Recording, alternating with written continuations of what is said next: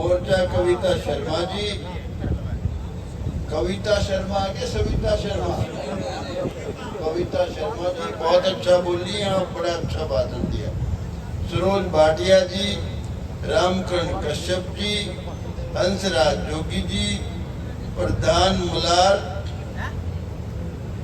मंडल अध्यक्ष रामरती वर्मा जी, मंजू गौतम, राम कुमारी, शीला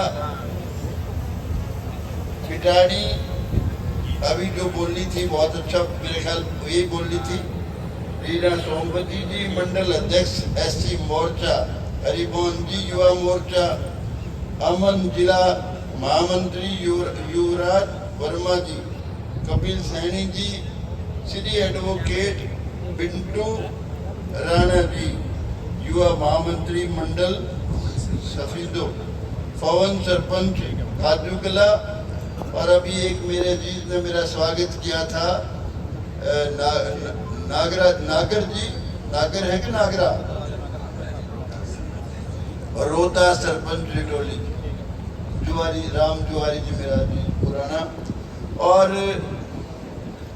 और किसी का नाम चूक गया हो तो भूल चूक लेनी देनी जी। सभी मान के योग जो स्टेज पे बैठे हुए नेतागण, मेरे सामने बैठे हुए आज के इस समय के सबसे बड़े योद्धा, नौजवान दोस्तों, माताओं बहनों, प्यारे प्यारे बच्चों, और मेरे ये पत्रकार और मीडिया के जितने भी साथी खड़े हैं, वो सारे भाई,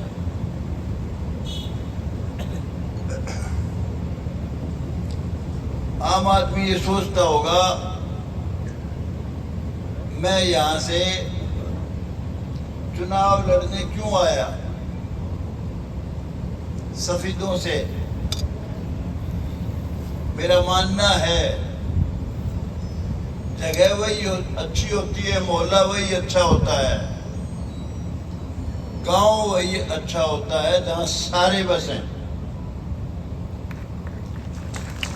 गुरु रविदास जी की बात मैं कभी भूलता नहीं, कहते थे ऐसा जाऊं राज में जहां मिले सबन को अन्न, ऊंच नीच सम बसे रहे रविदास प्रसन्न। तो आपकी जो ये जमीन है, सफीदों कॉन्स्टिट्यूएंसी जो है, ये बहुत ही बढ़िया कॉन्स्टिट्यूएंसी, यहाँ सारे बसे हैं भाई।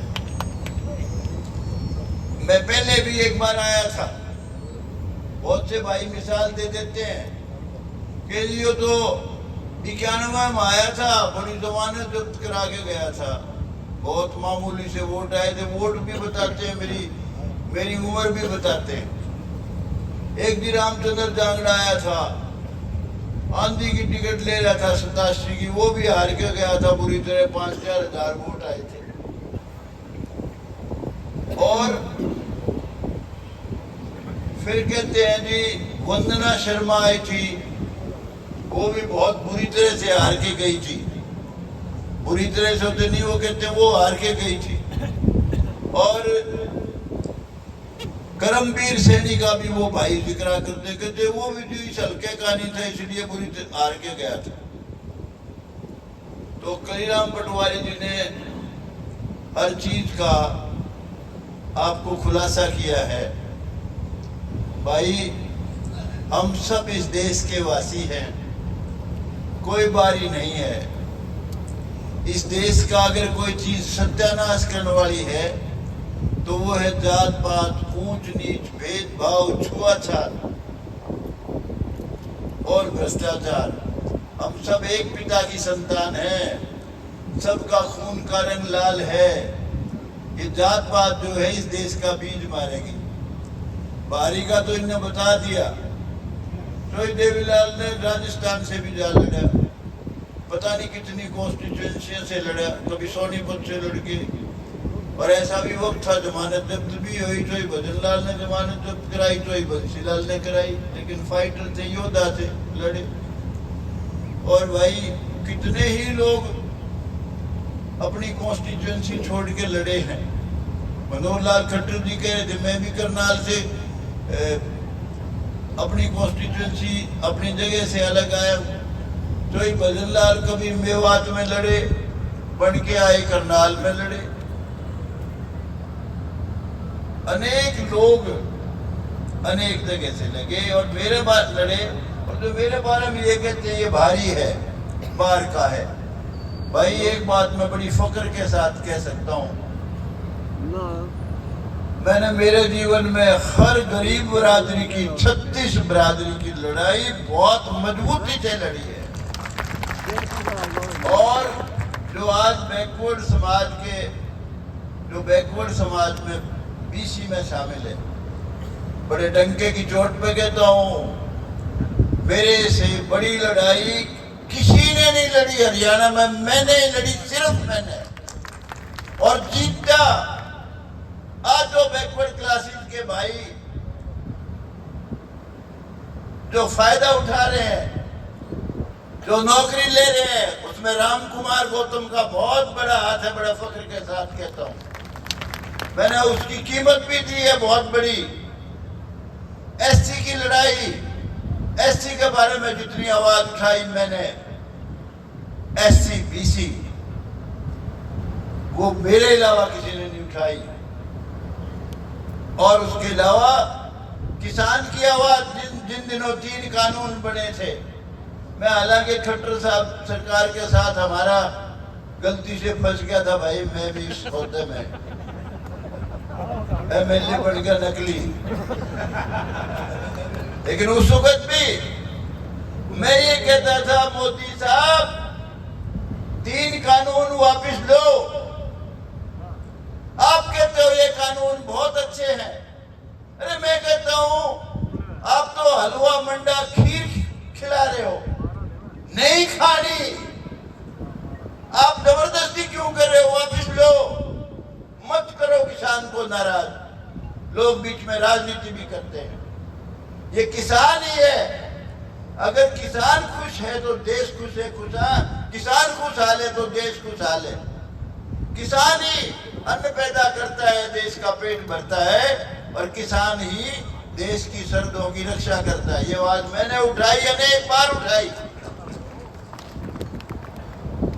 कोई आ गया मेरे पास, ये जो बेचारे जमीन का काम करते हैं, मिट्टी का, इनकी आवाज, एम्प्लॉइज की आवाज, हर आवाज मैंने उठाई, कोई कमी नहीं छोड़ी। जितने एम्प्लॉय हैं, कोई स्टूडेंट है, कोई भी आया मेरे पास, सबकी आवाज उठाई मैंने। मुझे जो भारी कहते हैं उनकी तो भाई बुद्धि पे मुझे तरस आता है। मैं ये नहीं कहता वो सोता कुछ नहीं, सोता बहुत कुछ है, क्योंकि हर आदमी ये सोचता है मैं एमएलए बनूं। जितने भाई इस वक्त नाराज हैं, हर आदमी यूं कहता है यो कुकर आ गया, पहले तो मन्ने बनना था। कलीराम पटवारी ने नहीं सोचा, इसने तो पहले दिन ही स्वागत कर दिया मेरा।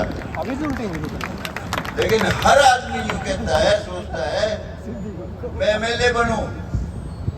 मैं एमएलए बनने के लिए नहीं आया हूं यहाँ। 91 में आया था, मैंने अपनी नई पार्टी रजिस्टर कराई थी, सर्वजन कल्याण मोर्चा, सबके कल्याण का मोर्चा। लेकिन मेरी पार्टी बनी ही नहीं थी। उससे पहले ही मेरे साथ जबरदस्ती होगी, मैंने चुनाव लड़ना पड़ गया। और जो सोच के चुनाव लड़ा था, मैं यहाँ आया था उस वक्त ये सोच के कि यहाँ भाई जातिवाद का नारा नहीं लगेगा, सारी जात बसे हैं और तू बहुत कुछ कर देगा इनके लिए। लेकिन एक बहुत बड़ा नेता था, नाम नहीं लूंगा, उसने सोचा अगर यो बीज जाम गया तो भाई तेरी टाल आगे। उसने ऐसी रचना रची, एक हमारे ऐसे बुजुर्ग को खड़ा कर दिया जो गांव मेरी सबसे बड़ी ताकत बनना था, उनको खड़ा करवा दिया। उन्हें ना पहले बेचारे लड़ा था, बड़े नेक आदमी थे, ना कभी बाद में लड़ा, लेकिन वो उस शातिर नेता की कलाकारी थी कि उन दिनों सारे हरियाणा में मेरा बड़ा जबरदस्त स्वागत हो रहा था। मैं जो राज था उस समय का उसके खिलाफ बेबाकी से बहुत खतरनाक बोलता था, बड़े लोग पसंद करते थे। तो वो भाई मेरी बड़ी खतरनाक हार थी, लेकिन वो खतरनाक चाल से हारा था मैं। कई भाई कहते हैं जब के जो जीत गया तो चढ़ घट देगी। भाई सबके बीच में कह रहा हूं, ये मेरा अंतिम इलेक्शन है, किसी को डरने की जरूरत नहीं नेता को, और जो मेरा साथ देगा उसका आगे फल लगेगा, जो मेरा साथ नहीं देगा उसका बीज जाम दे तो मेरे को बता दियो।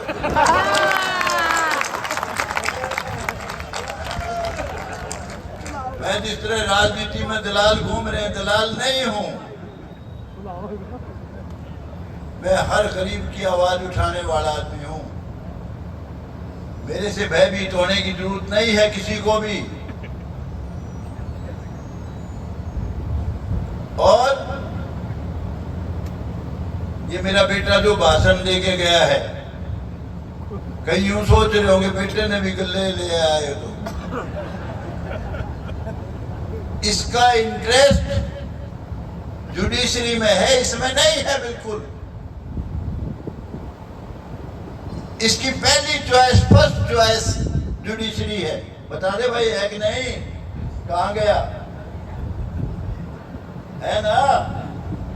पहली चॉइस, किसी को डरने की जरूरत नहीं है। डिलिमिटेशन भी होना है अगली बार, हल्के बंदी भी होगी नेक्स्ट इलेक्शन जो होंगे।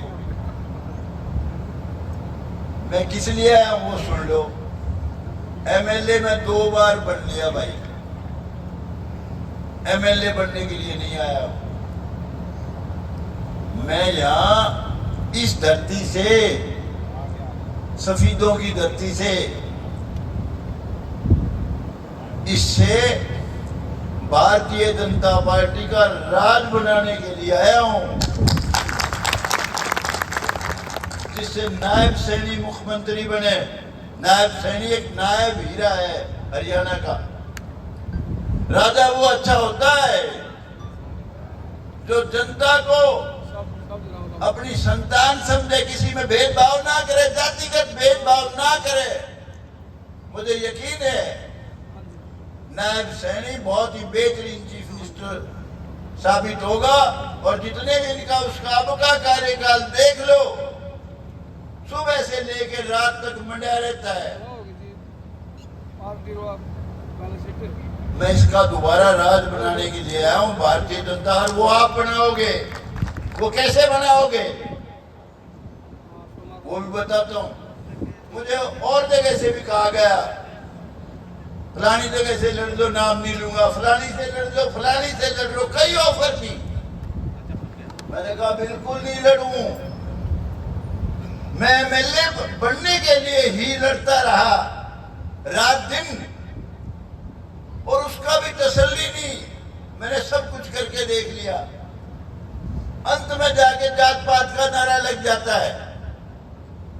मैंने कहा मैं ऐसी जगह से इलेक्शन लड़ना चाहता हूं जहां के लोग मुझे एमएलए बहुत थम्पिंग मेजोरिटी से बना दे, बिना ताकत लगाए बना दे, बिना मुशक्कत के बना दे। मैं अपना सारा समय हरियाणा में बीजेपी पार्टी को राज में लाने के लिए लगा दूं, नायब सैनी को मुख्यमंत्री बनाने के लिए लगा दूं।